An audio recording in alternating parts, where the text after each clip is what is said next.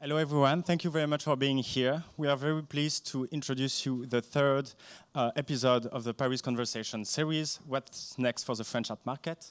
It will feature incredible panelists, Romain Chenais, co-founder of iArt, Xenia Geroulanos, director of Thaddaeus Ropac Paris, and Mariane Ibrahim, founder of Mariane Ibrahim Gallery. It will be moderated by Farah Nayeri, author and journalist. It will last 50 minutes, and then with 10 minutes of question, and I will just ask you to turn off your phone. Thank you very much.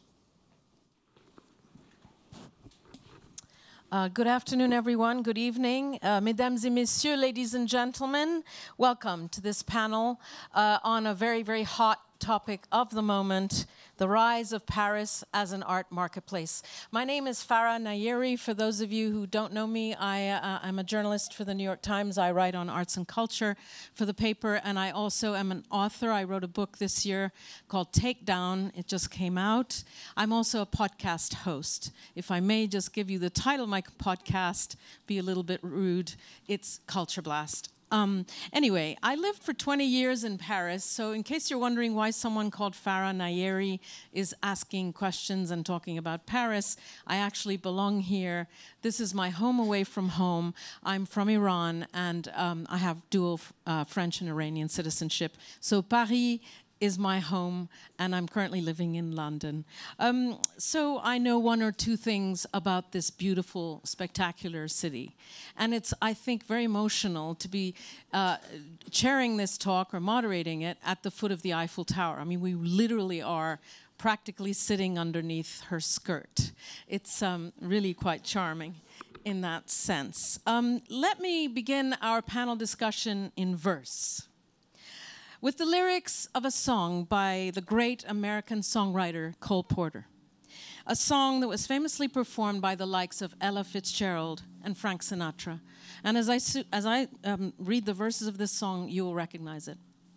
I love Paris in the springtime. I love Paris in the fall. I love Paris in the winter when it drizzles. I love Paris, I'm getting emotional. I love Paris in the summer when it sizzles. I love Paris every moment of the year. I love Paris. Why, oh, why do I love Paris? Because my love is near. All of you know that song, and you're lucky that I'm actually not singing it to you. But the subject of our talk today is, as I said, it's a hot topic. What's next for the French art market? And I have three panelists here who are particularly well placed to speak about it, each in their own unique way. I just wanted to throw a few brief facts out at you just to get the conversation rolling. As we all know, Paris was for pretty much the whole of the, the first half of the 20th century, the actual nerve center, the undisputed epicenter of art, as well as of the art market. We can safely say that it was the city where modern art was born. Here are just a few names of modern art giants who lived and worked in Paris in the pre- and post-war years. Pablo Picasso, no less. Marc Chagall, Amedeo Modigliani, Constantin Brancusi, Alberto Giacometti, and the list goes on. But of course, as we all know, from the early 1950s, the axis started to shift across the Atlantic to New York, where we got waves of art movements such as abstract expressionism and pop art and others that followed, stealing the limelight away from this glorious city, and the Paris art market receded somewhat. However, as a prominent French curator mentioned to me last week when I was, moderating another conference somewhere else, Paris has never seen a resurgence and a renaissance like the one that we are seeing since World War II. That's his view, and I think I would say it's my view as well. It's a very exciting time. The reasons for this might be manifold. Brexit has made it complicated to transact in London. It's more complicated, more cumbersome, and of course it's also costlier. And this is something that we will be talking about with Romain and my other guests. A couple of decades ago, it was hard to find contemporary art here in Paris. There were, of course, great exhibitions, but the museums of Paris have extremely rich holdings of Impressionist and modern art, as we know. But in terms of actual the very contemporary, there were fewer shows than some might have liked. So we saw the flourishing of private foundations. We have Fondation Pinault, Fondation Vuitton, Fondation Cartier, Lafayette Anticipation, Maison Rouge. I mean, there are a lot of examples of private foundations that started offering quite a lot of contemporary art. And so the appetite for contemporary art has soared, and the world's major galleries are opening branches here, as you know. I'm about to basically turn to my first guest, but just one statistic to get you all thinking. The Paris art market has grown. According to the art economist Claire McAndrew in her latest report in 2021, France had a particularly strong uplift in that year in art sales. They were up by 50% year on year to $4.7 billion, the highest level in 10 years. This is in 2021, which I will remind you, if you need reminding, was a COVID year. And we are now in 2022, and probably the numbers will be looking better. Still, I have to say, un petit bémol, France has a small slice of the global art market share by value. It's 7% share right now, or in 2021, compared to 17% for the UK and 43% for the US. So we have a way to go. But let me turn to my first guest, who is Xenia Geroulanos. Xenia is a director at the Thaddaeus Ropac Gallery in Paris. Xenia, I wanted to kind of turn to you because you're representing a very, large and international and important gallery. I just wanted to know what your view is about where Paris is now. It's been very exciting being here today and knowing that Art Basel has opened now, 24 hours or 48 hours. Lots of people have come from all over the world, have traveled, have come here. There's a curiosity, what's happening in Paris. In terms of what the gallery has been doing for the last 30 years in Paris, it's been an extraordinary journey. We've opened a major space in Pantin, over 5,000 square meters. The Marais Gallery has grown and grown into different floors, and our artists have always been very excited to show here. So, yes, of course, we love the attention that's happening right now. Yes, it's happening, but I've been here working since the last 10 years, and it's been happening. So, I see, so it's not necessarily that as new as everyone thinks. People have come from all over the world to look at art, to take Paris as a cultural its depth is what you can discover here is there, and it's where the artists want to be and show for us, and that's important. So when you have a great artist who travels from far away, there's lots to see and explore and to nurture. So for them to show with us, I'd like to think, is great excitement, and that had never left, I have to say. No, but I mean, there are some new developments, you have to admit. Yeah. I mean, Ropac has a major foothold here. I think this is your main city. I mean, with Salzburg, I guess, and London, but Paris is London's been exciting as well. No, I know, but so to get back to the original question, I do want to know what's changed for you here in Paris. You must have noticed some of this change that we're talking about. Some of this growth in the 10% or whatever it is. I mean, some of this growth must have gone to Thaddaeus Ropac, right? Yes, and I'd like to think that we are very much part of contributing to that growth, in sense of that the platforms that our artists have given us have helped that happen as well. Okay, and but can you give me any kind of indications about how things have changed in the last few years? Because Paris is just more on the radar than it used to be. I wondered if you agree. I absolutely do agree. And one of the very exciting things that are happening on institutional levels, for example, is that young artists have the opportunity now. 640 artists have been chosen for the New World program that the institutions have had access to, almost 30 million. And so artists have been able to tap into that from all over the world, not just French artists. So there is a general support by the great institutions. Still here, when I ask everyone who's coming from, well, what are you going to do? Well, the Pompidou is an important platform. The Prix Duchamp, everybody has gone on the Monday. The Prix Marcel Duchamp, which, as you know, is the Turner Prize of France, or yeah, if I may describe it that way. And that sort of loyalty to discover artists is here with the audience. So yes, there's a big shift. What about the market? I'm going to move on to Romain. Yes. No. But you tell me what about the market? I want some market indications from you. You're being a bit timid. We've done well for the last 10 years. so okay. Romain Chenais, you are co-founder of the High Art Gallery in Paris and in Arles. The Galerie High Art has also a branch in Arles and one in Paris. So, Romain, I just wanted to ask you what your thoughts are on this new effervescence of the city that we are in. I mean, I feel Paris is definitely less insular than it was. Can you speak a bit louder? I feel Paris is definitely less insular than when I started, which is around 2013, where basically when we opened, people were like questioning why we were in Paris, and there was this really question like compared to New York, compared to London, compared to Berlin, like what was the point of being in Paris? And now nobody asks this question anymore. It's like it makes complete sense. Yeah, can you explain that change though? Because you're saying that before people were saying, why are you in Paris? And now no one is asking that anymore. Yeah, I think because there's definitely been excitement around the city in the past that grew in the past 10 years. It might have to do with the kind of how the support system might have moved from institution to the market. Because when we started, the most important collections in France were by far the Fracs, the Knapp, and so on. The government, the state exactly. Collection. So very much like a top-down support system. And I feel that right now, I might be wrong, but I feel that this has lost a little bit of its importance. And now private collectors, private foundation has very much taken a large part of the city and of the art market. So that's definitely something that we've seen. And that also explains why the market's paying more attention, because those big collections are very much present and supporting.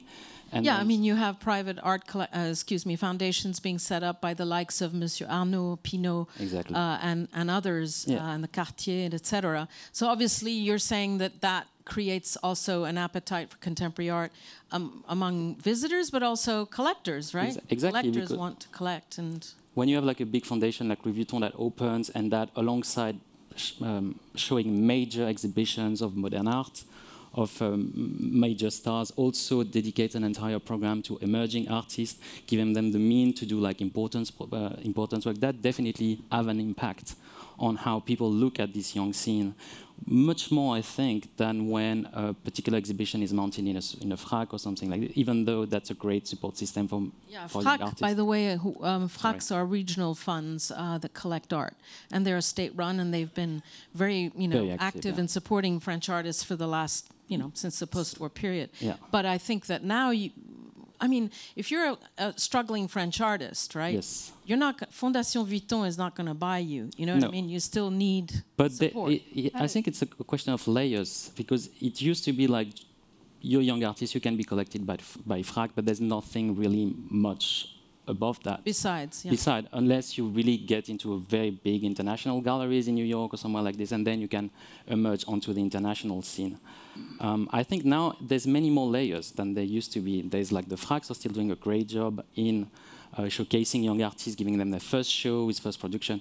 But there's also now those big institutions and museums that went on top of this and are really like helping like carry us from the beginning to really. Yeah, they're also becoming very interested in contemporary art. I think there's an appetite in contemporary art in France, which is very, very big right now and has been for a number of years. So Mariane, welcome. I know that you used to live and work in Paris, and then you went away. You're originally from French Polynesia, so perfectly French-speaking, but you went away and moved to America. I think you moved to Seattle for a number of years, and now you've moved to Chicago, and you have a gallery there, and you have a booth here at Paris Plus. what is, and now you're back in Paris also. You've opened a space in Avenue Matignon, a very nice address. So can you tell us what your perspective is and why you have come back? Well, thank you for having me, and it's great talking to you. I'm not at the same sort of a mindset as my two other panelists, because they were able to see the change, which I'm not able to see the change because I feel like we're kind of a part of the change. So it's very difficult to be an actor and a spectator at the same time. And so coming back to Paris is like a homecoming. It's like, it's always been there, but I didn't know when.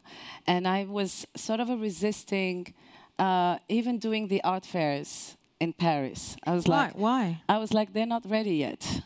Why were they not ready yet? I was mostly doing art fairs in Dubai, in South Africa, in New York. We're doing Dubai, but not Paris. Yep, because Amazing. I was like, they're not ready yet. Why? And Can you explain why? Because I felt like there was some kind of chasse gardée around certain artists, and there was a lot of artists that were sort of untouched. It was not room for novelty, for new things. And I'm like surfing also in a different sort of a geographic zone. So I'm like, I'm on one end dealing with the contemporary art, but I had added another layer of challenge, which is dealing with contemporary art from the African continent and the African diaspora.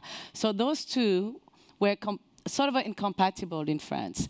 And let's remind the fact that... Can we talk about why? Because I mean... No, but I mean, let's look at what happened, you know, in the past in the institutions. I mean, when you have like a show, a prominent show where the French somehow were kind of a leader in presenting, you know, artists from the African continent, that the last one that was major in the Centre Pompidou was 1989. I mean, it's you mean Magicien de la Terre? Yeah, I mean, it's 40 years ago. I mean, yeah, for everyone, anyone who doesn't know about Magicien de la Terre, it's a 1989, as you say, major exhibition at the Pompidou Center of African Art, but it was 50-50, in other words, 50% African art and 50% European or Western art. And it made a huge splash, but somehow, as you say, and also because absolutely, when you observe the institutions and when you see the program, how on earth would you ever think about, oh, I'm just going to bring this artist from, you know, Brazil, I'm going to bring this artist from Congo. It's like there's no room for you. So you kind of have to create your own space. And I think America was a little more advanced in that sort of inclusion. And so that's the reason why I'm saying, like, not now, Paris. I'm going to wait a little bit. Mm-hmm. And so now you feel 2019, that we've done it. We've done consecutively. We've done the FIAC, and we've done Paris Plus.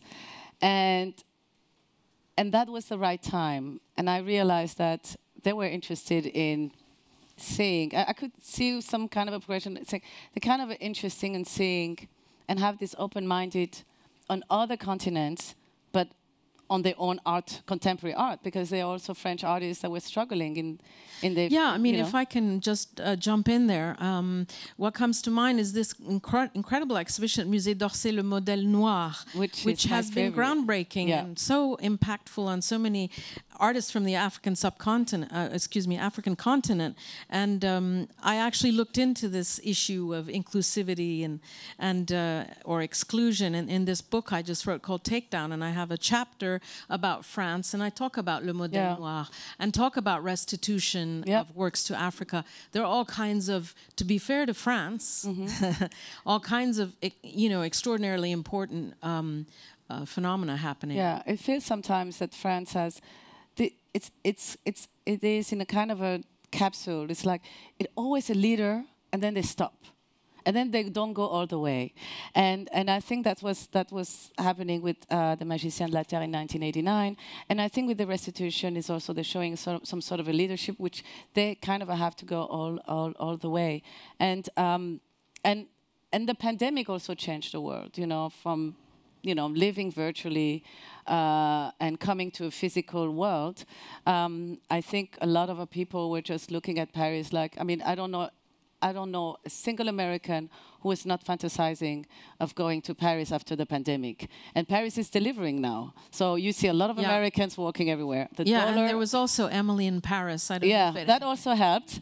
And I don't know if it was. I don't know if it was helpful or harmful, depending which viewpoint. I mean, well, I love her. I love watching that. I think it's, you know, it's kind of a comical to be on the other side, but to be, you know, also from a financial point of view. I mean, look at the dollar. The dollar is at the same almost as the euro. So that attracts also a lot of American collectors. Absolutely. So I feel that there's, it's a change in which it's coming from Paris, but also outside of Paris. So that change is external, you know. And I don't, not sure I want to kind of put that or blend the Brexit, because I don't like to look at Paris as a city that feeds itself off the decline of another city. Paris have always been up. Just to slow down. To go back to Xenia on that one, I mean, that's what you were saying when we opened, that Paris has been really thriving for the last 10 years. And so it's not necessarily Brexit or whatever. And it's also Asia, I feel, has changed a lot, the mindset. I have to say, we've opened a gallery in Seoul in Korea, and that has also kind of changed and given a whole global interaction that has opened up, in a way, doors that were not open before and that were very closed, and there is that kind of welcoming feeling at the moment, and that shift that you were talking about, that the last 5 years, and of course the pandemic helped, because everybody had to stand still and say, okay, how do we want to be after the pandemic, and how do we want to function, and that shift needed, an internal shift needed to take place. And I also felt a big shift when we had the terrorist attacks in Paris, where Paris was empty. Explain? Right. Suddenly, nobody traveled to Paris, and our American friends who came regularly suddenly didn't come. And I remember all the hotels having huge problems, and you know, American insurance wouldn't insure you if you came here, etc. And so there was, I think that moment for me was the shift in Paris, where Paris opened up and said, wait a minute, we are not taken for granted, and we've in this state of shock. And so this internal shift happened, realizing we live in a global world and we are part of a global world, and we want that global world to be here with us. And I think you mean that sense. When were the attacks? Which attacks are you referring to? Well, it started with Charlie Hebdo, and in November, and I felt that was a real change in the city for me personally as well, because I was very affected by it. But our artists also wanted to come immediately back, and you know, were sensitive to shows here. Robert Longo did an extraordinary show at the time, referring to that moment, and I think that also shifted, that we're all connected in the world, and that now, especially since we are closer to Asia, we've got, you know, this amazing Korean artist Lee Bull, and therefore we've had a relationship with Korea for many years, but having curators, collectors, artists exchange, so it is more open, and I agree with Mariane. I wanted to ask you, Romain, what Xenia was just saying about, like, what do you think is this? You're all talking about Paris sort of blossoming in the last decade, and of course I live between here and London, and I've seen Paris blossom, but Xenia just brought up a reason, you know, that Paris sort of decided to pull up its socks after the terrorist attacks and maybe just up its game. But why do you think, I mean, we are seeing this sort of effervescence? I mean, how do you explain it? I mean, I would probably place it back at the level of the artists, meaning I think our generation, like post-2000s, really like, everybody got the opportunity to travel a lot, and there's a lot of the French artists who managed to do exchanging and go abroad, go to California to CalArt, go to New York to the BART, go to London at the RCA, and really managed to create links to these new young generations that were emerging elsewhere. And then when they went back, they had this other experience. I did my studies in London, and I remember being really like baffled. You were at the Royal College of Art. I was at the Royal College, and was baffled by the absence of the fact that there was very, very few project spaces in Paris at the end of the mid-2000s. While in London, they were everywhere, and they were really like meeting points for artists, where conversation were emerging, where like profound discussions about art was happening. I mean, project spaces in Paris, you did have Le 104, which was a government-led one. Yeah, it was very much led by the government, and I think that's something that also young artists in Paris realized, and that's helped the scene to blossom and then the collectors to follow, is that they also, maybe by traveling elsewhere, a lot of young artists realized that they could actually do things themselves, that didn't need to wait for the approval of an institution. And project space started in Paris, and I think one that was very influential, for example, at least for me, was Castillo Corrales, which was like really at the turn of the between 2007 and probably 2011, and they were inviting, I remember, a great show by Amy Silman that was happening there. So there was really the conversation starting. So artists got really able to exchange, invite people, invite other artists, invite like the support system, and that creates like a scene. And if it creates a scene, it creates attention. And yeah, it you creates have to speak a bit louder. But sorry. We do need to put the volume on when Romain comes. Sorry. Mariane, you were in Paris before, and now you've come back. Can I just ask you what you noticed to be the change before and after? Like, what are you noticing? There are a lot of changes that I've noticed, because I was kind of coming back and forth. Parisian became a little more polite. That's one thing. They speak English. So apart from from that, I would say that we were actually traveling back and forth during the pandemic. I think we were one of the few to kind of go from the US. So we will come in a place that had total curfew. It was closed, and all we could see is this kind of a, desire to be out and to change, to consume differently, to see different things. And I think the fact that people have a little bit more time to educate themselves and see also what's happening on the other side, because home is Chicago. So I have my point of references also there in terms of the gallery. So and our business as well, and where also we present. But like, what has changed here? I understand, but what I'm saying is, what you have is like a number of young collectors, collectors that are also, because there's also a network of collectors, because the place is like an art fair. You have all of these events where collectors connect, and collectors always reference each other with some artists. And so what happened is, like, through a certain network of collectors, I was able to, be introduced to French collectors, and French collectors who were equally introduced to our program. So there's much more curiosity also happening among the collectors. And there are also groups and acquisition committees that are forming within the institutions that are sort of taking sort of a same model like the American. So there is, more patronage, more support. There is a great example of Paul-Emmanuel Riffers, who's doing the Riffers Art Initiatives, also taking on board. And that is also the American way and the system that they've been doing on helping the young scene. Because there is...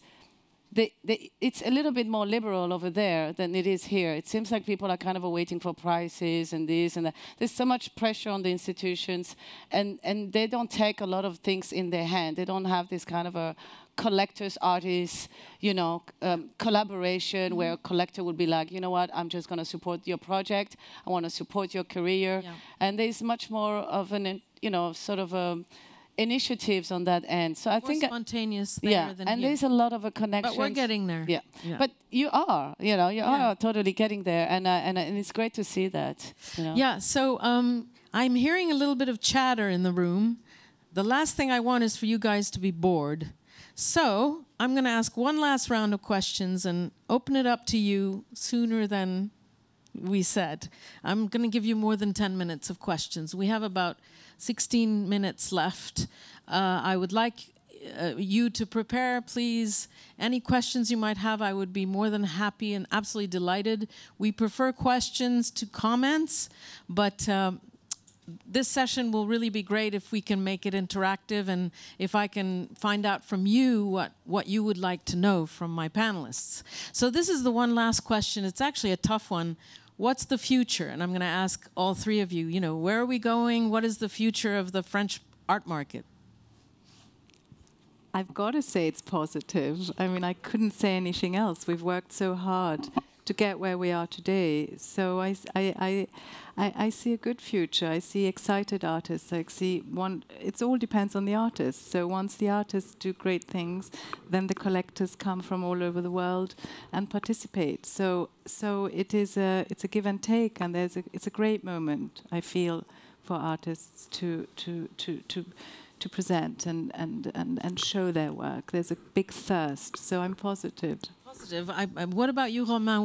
Where do you see the future of Paris? I'm very positive too. I don't think the ranking of like cities in terms of like amount of exchange will change. I think New York will definitely stay the main spot with like China, Greater China, as first or second as well. London probably, despite Brexit, will stay this international abilities, but just Paris is like, I think it like kind of slacked a little bit behind, and now it's getting back its position as like probably the fourth major arts center in the world. Fourth major. Fourth major. The third one being? London. First one, US, second China, third London, and fourth France. So I don't think that will change dramatically. I don't think Paris will become suddenly the new center like it was in the beginning of the 20th century. I think those are long gone eras. But collectors I know are super excited to come to Paris. The Paris Plus is definitely like a proof. We've never heard that much attention on Paris. All our collectors, American, British, Chinese, were really excited about it. I think a lot of them came. And I think every year is going to probably be similar to this. But it won't change the general like future. It's going to stay similar to what it is now, in my opinion. But I might be wrong. Yeah. Mariane, what is your view? Oh, by the way, please get your questions ready, because I'm about to come to you. Well, obviously, if I knew the answer of that. But my perception is that probably the future is going to be around two sort of circles and two energies. One is the artists. I think that Paris will become a place of production. I think that artists will come around the world to work here, to connect, to to exchange and to also evolve and develop their practice. And I think I have a feeling that people are trying to do more residency. And the other aspect of what I see where Paris is going to evolve is because it has slowed down, so it has to do a catch-up. So it can only be positive because they have to catch up the delay they had over the other centers. So I have a very strong, I'm very optimistic about the institution catching up with the program like, the MoMA or the TED in terms of diversity and inclusion. So I think the institution have a lot of work to do, because the example that you have mentioned at the Musée d'Orsay, Le Modèle Noir, until the last day, people were queuing up to the Seine. So people want to see things that are different, things that are conventional, and so. The future, I think, to me, is going to reside in the hands of the institutions as well. Great. Yes, please, Azadeh. If you could introduce yourself, Azadeh, fully and tell us what you do. I wanted to thank the panelists for the talk. It doesn't work. It's okay. My voice protects. No. Okay, now it's good. I wanted to thank you all for the talk. I don't want to talk about myself. I just had a question, which is, I think the market was a bit shocked that FIAC, after being in the market for since the mid-70s, got swooped away by Art Basel. But is there a chicken and the egg? How much is it that Art Basel noticed France becoming a powerhouse? How much does that say about it? Or is it that now that Art Basel is in Paris, the art market will be even more prominent because they're here, and Paris will be even more on the spot? It's a tough one because we have 3 gallerists on this panel and there's no one from any kind of art fair who could give the art fair perspective. But does anyone have, Romain, do you have any kind of reply to, what do you think about the FIAC Art Basel thing? I think the resurgence of Paris was already way undergo before Basel like took on. And yeah, I think it's definitely the Paris as a center for art was becoming more and more obvious to everyone involved, and I think Basel did not miss the opportunity to get into Paris because it makes complete sense for them. I've been in Hong Kong, in Miami, and in Basel to be in Paris. That's like it makes complete sense for them. So I think it's more Paris first and Basel second. Paris first and Basel second. Paris as a city, and then Basel as a fair. Well, I don't know if they'd agree with you, but... Oh, I'm sure they would. I'm sure they would. Do we have other questions in the room?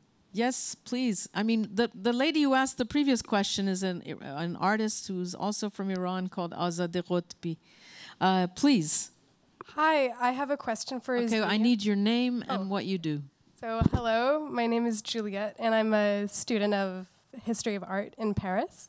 I have a question for Xenia. You mentioned that the mindset changed or had changed regarding Paris. Could you go deeper into that? What did you mean by that? Within Paris, I felt that something shifted, and it's something I can't explain. It's intuitive. It is something where, everyone was shocked in the same way the pandemic has shifted us in a deep way. And I don't think there are words to it or a reason. It's intuitive that the world is changing and we're part of it and we need to shift with it. Interesting. Is there another question from the room? Yes, ma'am. If I could also ask you to introduce yourself, please. Hi, yes, thank you.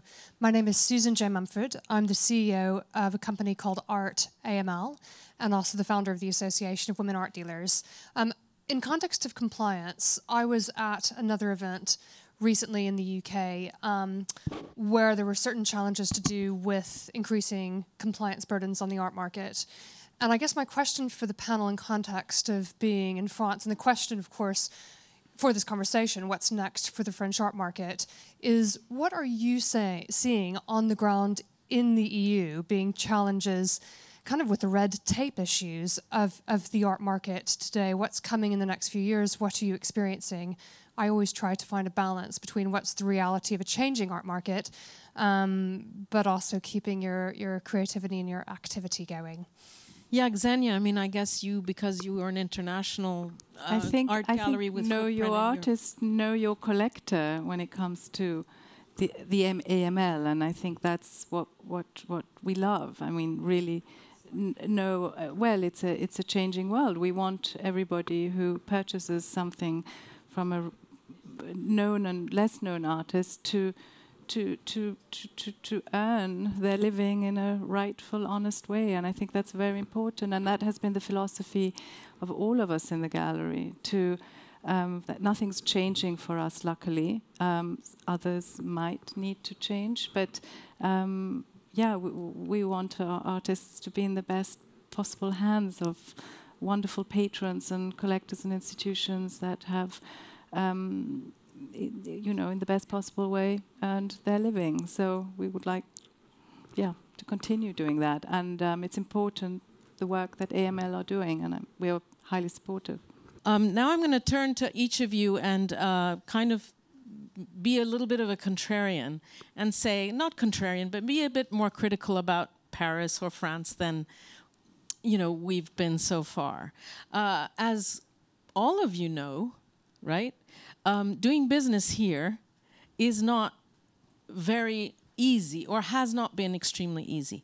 I found out the other day that to be auto-entrepreneur here, you do not need to spend anything or pay any taxes in the first 2 years, which is really great news. It's become extremely easy to set up a company in France. But I am curious, this is a question for Mariane that deserves to go to Mariane. What, Mariane, you have experienced as your experience of setting up a gallery in London? It was a nightmare. Sorry, no, I would not say it's becoming easy. It's a nightmare. Okay, can you explain? I will explain. It is a nightmare because from which perspective? If you're creating a gallery from France, it's one thing. But if you're coming from abroad, because even though I'm French, I'm American tax resident. The gallery is formed in America, and so in here, it's complicated because they will ask you to get this paper, but in order to get this paper, you have to get this other paper. So it's like so still today, it's complicated. I will totally. I mean, anybody is like, yes, Paris is beautiful, it's amazing, but think twice in terms of bureaucracy to come to Paris. So they have to do a lot of work on that end. But once you're in, then you kind of enjoy few advantages that you might have. And also, for us, we operate in a kind of a international boutique hotel where the career management is really at the core of our business. We're not just getting artists just by numbers. We have I think we have very equal, around the same amount of artists as we have of staff. So we concentrate on, growing and creating content and making sure that the artists have a strong presence and exposure. So doing business becomes then, the consequence of the labor that we have put within the artists. So we create demand. We really place the work in the best collections and work with trustees and serious collectors. So it's very important to have that longevity and sort of a work within this kind of even if it's private sectors, in the private circle, we accept referrals, but somebody just calling the gallery and saying, hey, I like this artist and I want to buy, it's a little more difficult. It's more private and it is, and it's a private affair, and I've learned a lot about that more in France than it is in the US. Like the people in the US, they just give you the price list and like, how much is this? And here you just have to whisper. So it's still a place where there is a lot of elitism. It's a lot of a hush hush business. Well, I mean, there isn't the elephant in the room is money. I mean, money is something that is spoken about very openly in America. You go to a dinner party and someone might say, how much do you make? What's your salary? And people talk openly. And in Catholic Europe, I think, which can be a nice thing, money is less preponderant and therefore it's less talked about, and therefore there is the whispering. When you have wealth, it's harder to be showing it off here, isn't it? It's I mean, look at the news. It's more and more difficult. I mean, I'm not in that category. I'm not even defending any of that category. But it is something where success is something that is badly lived here, but still the act of just pushing the door of a gallery, it's a difficult step to do. It's like you have to come up with an education, you have to come from a good family, you have to have you can't just push the door of a gallery just like that because you feel like. So there has to be. I mean, actually, that could be also true in London. It's an intimidating. Everywhere, I know, but it is. Very I would like to ask Romain, what do you think, Romain, of what we just heard from Mariane? The business of how it's a nightmare to set up a business here. You opened your gallery not so long ago. Will you remind me which year? 2013. How hard was it then? Even harder? It was very hard, and it still is. So why is it hard? What's so hard? There's so many regulations and so many rules that are supposed to be known by everyone, but actually you have to discover as you are doing business, and every time you have a meeting with someone, you discover something new. So can you give a list or examples of what you need to do? But just importing a work in France, for example, and what's the rule for importation, what's the temporary importation, all those kind of very basic things that you need to do as a business are actually quite difficult, because especially in art, because it's also a specific type of good, so it doesn't follow the exact same rules. So everything you think you actually don't, and it's a learning process. A lot of paperwork, basically. Lots of paperwork. Xenia, tell us what your perspective is. Well, we had an internal conversation before coming here, trying to answer that question, and between Seoul, London, and Paris and Salzburg, we felt that we need experts in the field in all those places to tell us how to do it. but we couldn't say it's more complicated here or more complicated there. It's just a knowledge base that you need to gather. And in this global market, I would say Europe is still and Seoul now is easy. There are other countries that are much more complicated to navigate in. So yeah, you need specialists in each territory, and that's a cost, right? If you need to hire a tax lawyer and a consultant, you need that anyway. No, I mean no, but I mean it adds to your costs. Yeah, we have about 10 minutes left for more questions from the audience. I hope there are some, as this boat sways on the Seine. Do we have any other questions from the room? Yes, if you could introduce yourself. Devant, monsieur, ici. If you could introduce yourself, thank you. Hello, my name is Raphael Bido-Waddington. I'm an artist and a futurist.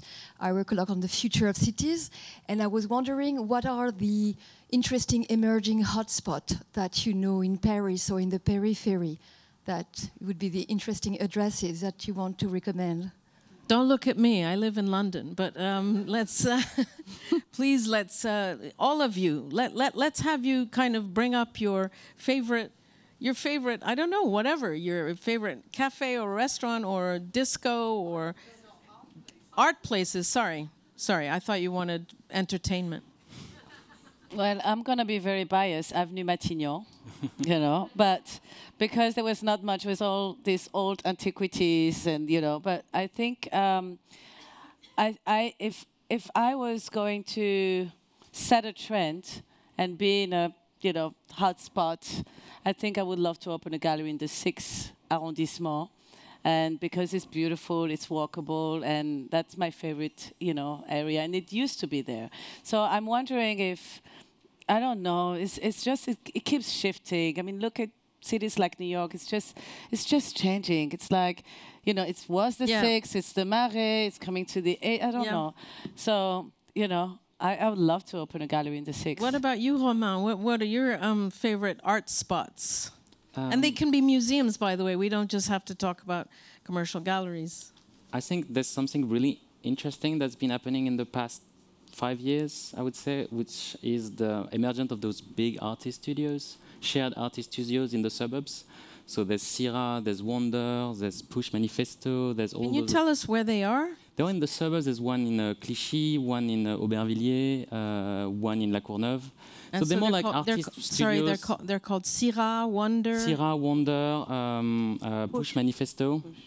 And they're like places where basically artists have affordable, semi-affordable studios, and they also do openings and open doors where you can actually see a lot of artists that are working in Paris. And that's, I think it's a little bit new too, and that's probably participate to the attraction of Paris, to be able to go somewhere and meet 20, 30, 40 artists working in actually decent conditions and not really like scattered all around Paris. Yeah, that sounds like fun. What about you, Xenia? I like Dock in the 19th. I find that is an interesting place to explore. And of course, I'm a bit biased, but I do like being in Pantin. And there's lots happening there around the canal. And yeah, I feel comfortable there. We have 5 minutes left. And I mean, this is an opportunity to ask more questions if you have any. You're most welcome. Yes, we have a question from the middle of the room. If I may ask you, please kindly to introduce yourself. Can you introduce yourself, please? Yeah. Thank you. My name is Nina. I'm a student at the Beaux-Arts of Paris. École des Beaux-Arts, École des Beaux-Arts. I wanted to ask you, what do you think about the impact of internet and social media on the comeback of Paris as an international art scene? That's a really interesting question. I don't know which of you wants to jump in and answer that one. What is the impact of social media and the internet on the resurgence of Paris or the rebirth of Paris? I mean, Emily in Paris. I mean, I can't even go and have a coffee at the Café de Flore. It's over, just because she shut there. So there's an impact. It's kind of this cultural appropriation. Why not? Because it's too crowded? It's too crowded. You just have to queue. Oh my God. Yeah, there's a long. I mean, it's like there's a time I remember you just walk in and just, you know, if you knew the owner, you can sit in the ground floor. If you knew, you go upstairs.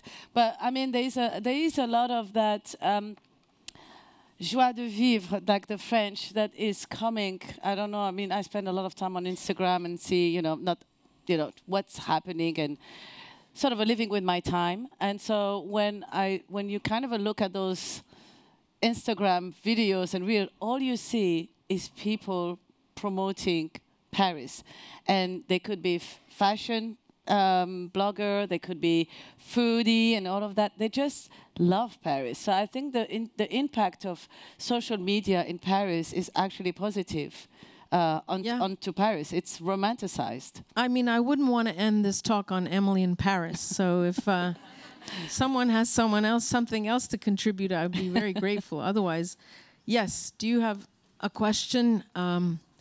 I think this will be our last question. If you could introduce yourself, please. Yes, hi, my name is Melina. I'm a student of art history in Paris. I was wondering, what are your, criteria and methods to pick the artist and pick the art? Do you set the scene or do you feel the scene? Romain, why don't you answer? Because you represent. It's a super tough question. I think it really depends on every single artist. Sometimes it just comes to you for some reason, and sometimes it's just like you discover, you actually do some work, they evolve in like same social circles, or they work with artists that you know, and so on. So it's really case by case. There's no like absolute rule that we follow to discover, to work with artists. It's really like every artist is different. You meet them at different points in their careers, in different spaces, in France or abroad. So I don't really have an answer to that. Well, on that note, I will say to all of you, thank you so much for coming in such large numbers to this talk. And my conclusion is, we will always have Paris. Thank you. Thank you.